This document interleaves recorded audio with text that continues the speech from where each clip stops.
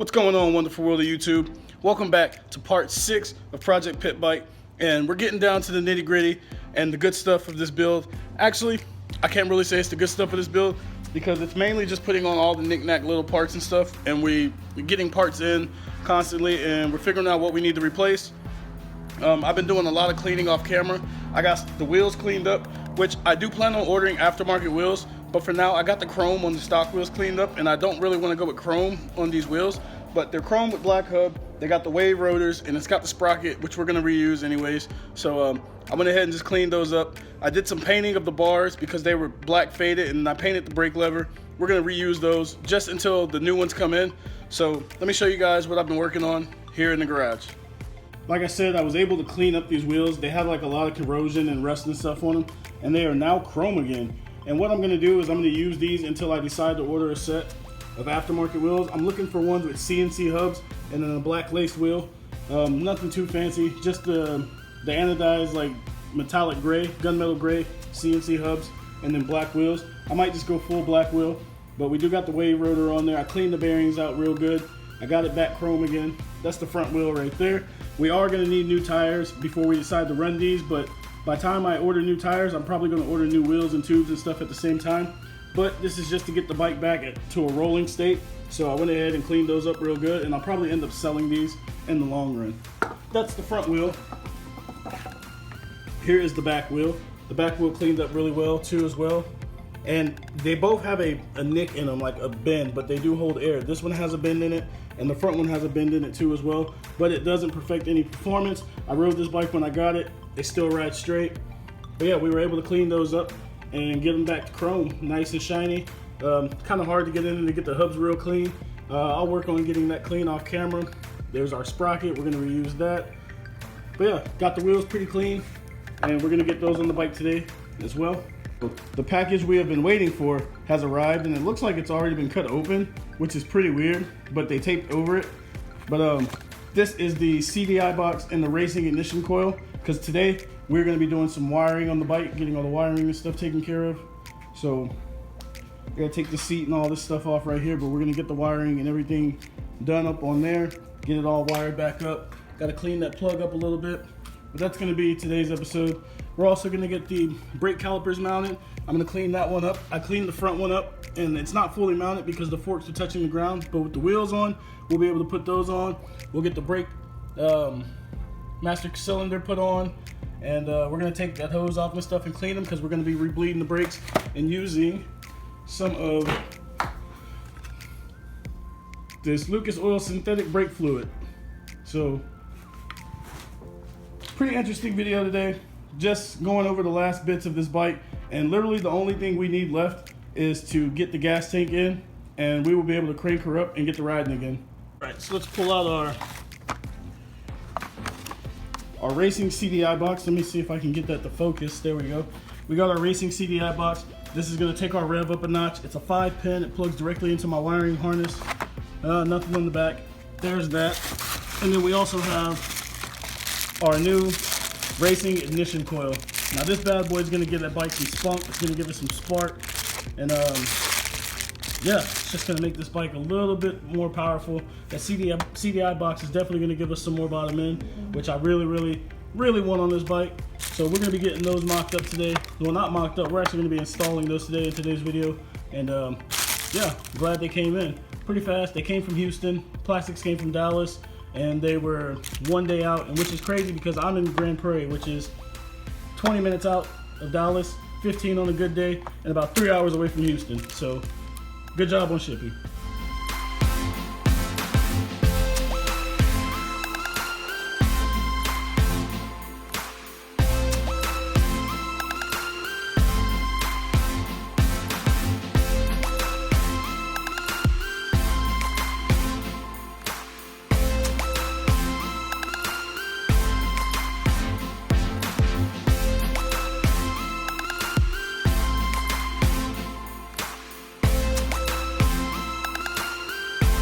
I got the wheels mocked up. I am gonna have to take the rear wheel back off when I go to put the brake caliper on there. I still gotta get that all cleaned up, get all the fluid and stuff out of there. Then I gotta clean this up too as well. I got the front wheel on, she's good. Brake caliper's ready to go back on. Probably gonna order new brake lines and stuff like that. Even though the one I have is completely fine, I don't know, I might. But she's looking like a bike again, man. This is day 4 of me owning this bike. I completely stripped her down, cleaned her up, painted everything, ordered some parts for it, and it is all starting to come true. This thing should be ripping on the track by next weekend. We still have to order our tank, which that should only take about 2 or 3 days to come in. And yeah, I'm gonna probably get that ordered probably Saturday, maybe even tomorrow. But there she is so far. The chrome wheels actually really complement it. I just kind of wanted to go for like a darker theme and something a little easier to clean up than chrome.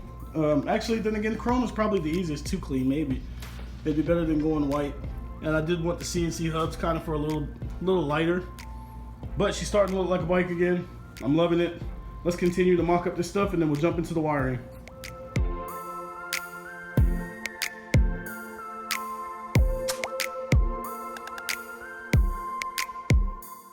Brake caliper is now on. Let's get a nice little zoom in there.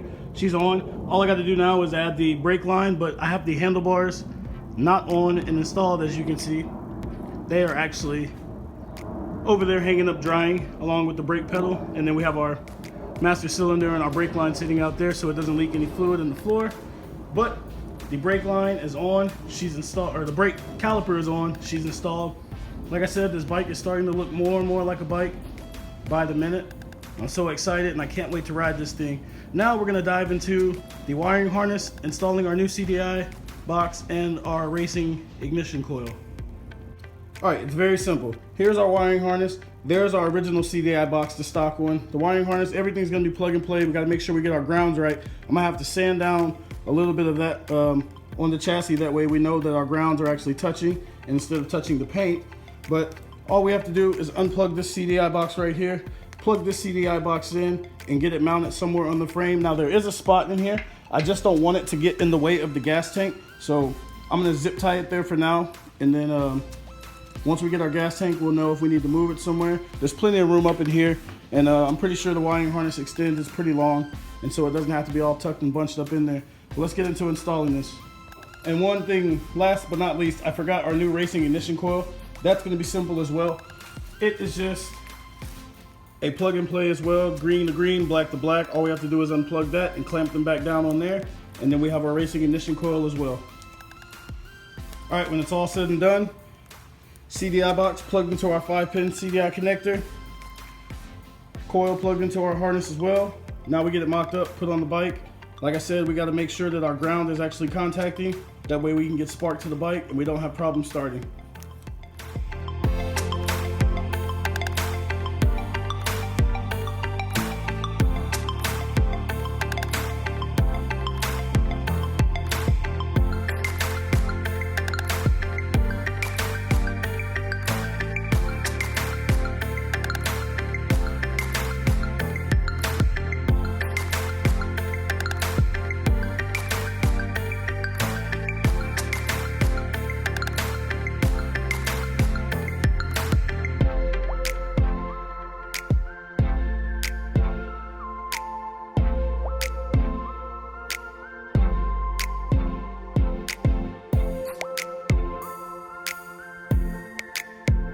Guys, as you can see, we got our racing ignition coil installed right there.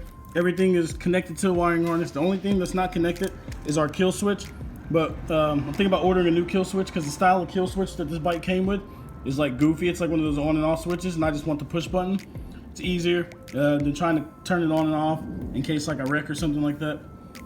And then we have our wiring. They have these little slots right here that you can go ahead and stick the wiring in so it can run down the side of the frame. And then we go all the way back here and we have our racing CDI box installed, and that should be out of the way of the gas tank. Our coil goes up in here, and I'm not sure, but I don't know if the original coil went on the front or the back of this. I'm gonna leave it here for right now. It's easily swappable to turn around to the other side because I don't know if that's gonna get in the way of me screwing the top of the carburetor on. So for now, our wiring and stuff is done. We got our wheels mocked up on the bike. We got the front brake caliper on. I gotta go ahead and clean up and get the fluids out of the rear brake caliper in the back, and then take the wheel back off and put that back on, and that is where that'll stay. Looking to order another chain. I also have to clean up the foot pegs, cut that kickstand off. I'm gonna go ahead and plasma cut that kickstand off because I don't want a kickstand on my race bike. I don't want that to get in the way of me turning and it happen to come out. Got to clean up that bottom motor plate and get that mounted. Get our exhaust in, which I completely forgot we had to get an exhaust in. Get the bars mounted on the bike. Get the front brakes and all that stuff working, all the brakes working. And then our VM22 carburetor, which I should be ordering real soon as well too. I'm gonna order the seat, the carburetor, and the tank. And then after that, guys, we have ourselves a race bike. This has been 4 days of me owning this bike, and there she is. This is Project PitBike, ladies and gentlemen. Thank you guys for tuning in, and I can't wait to show you guys the rest of this bike. All right, before we go, I just wanted to take a second to say, look at that beauty. Look at how far she's come in just 4 short days. It is amazing what you can do when you put your mind to it, when you have a vision for something and you want to see it come true. There she is, guys, Project PitBike. Lacking a new seat, gas tank, and exhaust. I have an exhaust I'm not going to use, but there she is. Project Pitty, baby. Looking good.